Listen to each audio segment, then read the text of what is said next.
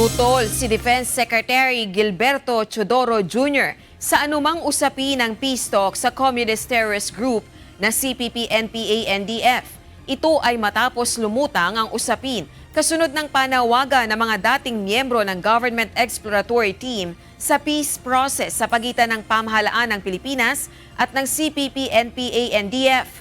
Kasunod ito ng nangyaring engkwentro sa Negros Occidental kung saan 19 ang nasawi. Ayon kay Chodoro, payapa ang bansa pero ginugulo lamang ng mga makaliwang grupo. No, I object to any peace talks with the NPA. The Filipinos are at peace. They are the ones disturbing the peace, so why should we talk to them? They're committing crimes. Plain and simple, and it's terrorism. Plain and simple. So, to call for peace talks is to elevate the morality of their cause to something legitimate, which I cannot accept. Hindi ko matatanggap yun.